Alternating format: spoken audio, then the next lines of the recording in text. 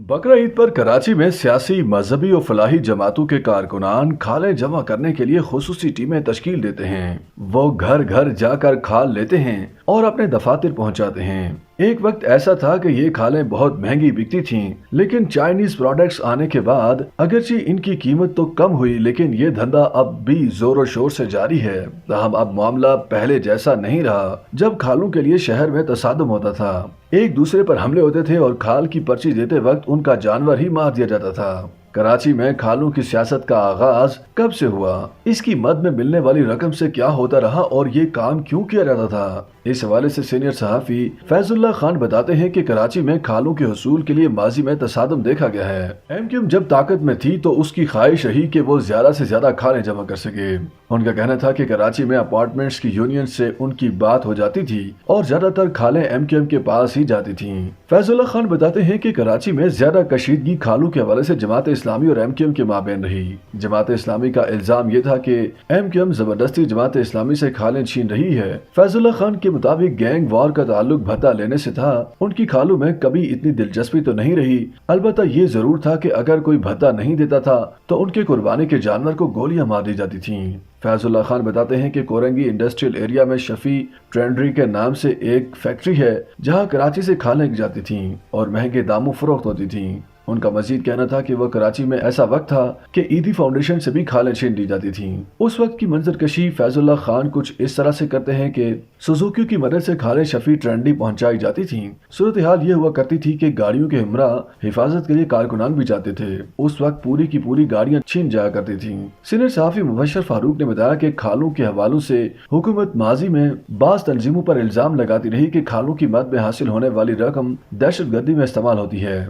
इन तंजीमों के खिलाफ ऑपरेशन भी होता रहा और खालें जब्त भी होती रहीं, जैसे कि एमक्यूएम के दौर की मिसाल है जिसमें बड़े पैमाने पर खालें जब्त की गईं। बारज़ा ये मामला अदालत पहुंचा। उस वक्त अदालत ने एमक्यूएम के हक में फैसला दिया था। मुबशर फारूक बताते हैं कि खालों को इकट्ठा करने का मामला 70 और 80 की दहाई से चला रहा है। अवाइल में इसका ताल्लुक मजहबी जमातों से था या मदारिस को जाती थी, फिर आया एमक्यूएम का दौर। जाहिर सी बात है, जिस जमात के पास ताकत आती है वो फिर अपनी ताकत दिखाती भी है।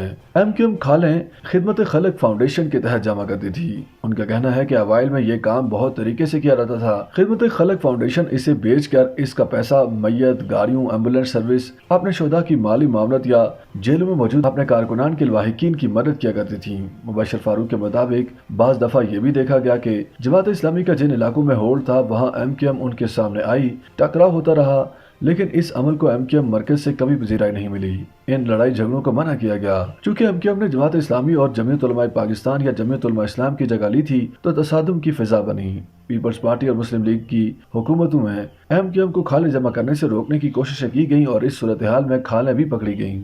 उनके लोग भी हिरासत में लिए गए और मामला अदालत तक पहुंचे, जहां से एमक्यूएम को रिलीफ मिल जाया करता था। मुबशर फारूक कहते हैं कि गैंग वार का मामला अलग और इसका अरसा भी बहुत कम है। जब गैंग वार शुरू हुआ इस दौरान अमन की बेटी बनी और गुंडागर्दी होती रही, और इस गुंडागर्दी का ताल्लुक भी तंजीमी सतह पर नहीं था, बल्कि लड़कों के जो ग्रुप्स होते थे उनके आपस में होने वाली लड़ाई के नतीजे में ऐसे वाकयात भी रिपोर्ट हुए कि इनफरादी हैसियत में लोग जानवरों को गोली भी मार दिया करते थे, लेकिन गैंग वार का मजमूए के तौर पर खालों से कोई ताल्लुक नहीं रहा। सीनियर सहाफी शाह मीर खान कहते हैं कि मुख्तलिफ सियासी जमातों ने फलाही तंजीमों का लिबादा ओढ़कर खालें जमा करना शुरू की। इस काम में सियासी और कालाधन तंजीमें भी मुलविस रहीं। बाज दफा तो ये भी देखा गया कि खालें जमा करने के लिए पहले से बुकिंग करा दी जाती थी। अगर कोई कुर्बानी का जानवर लेकर आया है तो उसके घर में पर्ची दी जाती थी कि खाल हमें दी जाएगी। इनकार की सूरत में जानवर को मार दिया जाता था। शाह मीर खान बताते हैं कि खालें छीनने का काम इतनी तेजी से बढ़ने की वजह यह था कि इसका कोई चेक एंड बैलेंस नहीं था। किस तंजीम ने कितनी खालें ली, कहाँ बेची, कितनी रकम वसूल की और उस रकम का क्या बना, उसका कोई रिकॉर्ड मौजूद नहीं था। शामिर खान एक साल के आदादशुमार बताते हैं। मोहतात अंदाजे के मुताबिक एक बरस कराची की मुख्तलिफ मवेशी मंडियों में 15 अरब रुपए के जानवर फरोख्त हुए। इनमें से 3 से 4 अरब रुपए का चमड़ा फरोख्त किया गया, लेकिन इसका ताल्लुक किसी एक जमा से नहीं था। सीनियर सहाफी शाह मीर खान के मुताबिक इस रकम से मुसल्लह विंग्स की फंडिंग की जाती रही। यही वजह थी कि 2013-14 में कानून नाफिज करने वाले इस हवाले से मुतहरिक हुए। फिर न सिर्फ नजर रखी गई बल्कि रोकथाम के लिए इकदाम भी किए गए। शामिर खान अपने ज़राए से ये बात बताते हैं कि खालें जमा करने में आसानी ये थी कि ये था तो भत्ता ही, लेकिन इसे लेना आसान था। घर आए, खा ली और चले गए। इस पर चेक एंड बैलेंस तो था नहीं। ये एक ऐसा मामला था जिसे कराची की हद तक नजरअंदाज किया गया। कोई देखने वाला नहीं था कि कितनी रकम आई और कितनी रकम कहाँ कहाँ खर्च हुई। नाम ना जाहिर करने की शर्त पर ज़ाहिर ने बताया कि ईद कुर्बान पर सबसे बड़ा धंधा कुर्बानी के जानवरों के बाद उनके चमड़ों का होता था। इस बात की अहमियत का अंदाजा एमक्यूएम को भी था।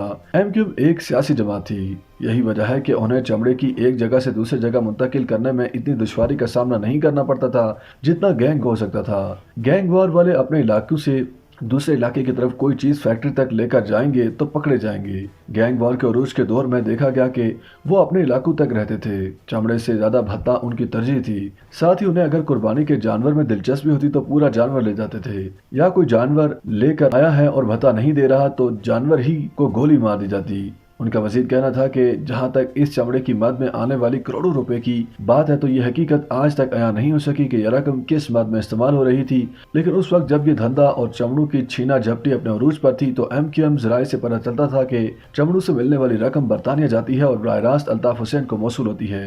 एमक्यूएम जराये का कहना था कि एमक्यूएम लंदन दफ्तर के अखराजात बहुत हैं जिनको कराची से पूरा किया जा रहा है। दूसरा पहलू इसका यह भी है कि एमक्यूएम के पास जितनी भी रकम आती थी वो तकसीम हो जाया करती थी। इसका ज्यादातर हिस्सा लंदन जबकि बाकी की रकम कराची में इस्तेमाल हुआ करती थी। YouTube पर गूगली न्यूज देखने के लिए youtube.com की सर्च बार में गूगली न्यूज टीवी टाइप करें। गूगली न्यूज के पेज पर सुर्ख रंग के सब्सक्रिप्शन वाले बटन पर क्लिक करना ना भूलिए। YouTube पेज पर अपलोड होने वाली वीडियोस से बाखबर रहने के लिए बेल आइकन पर क्लिक कीजिए। आपको हर नई वीडियो के बारे में नोटिफिकेशन मौसूल हो जाएगा।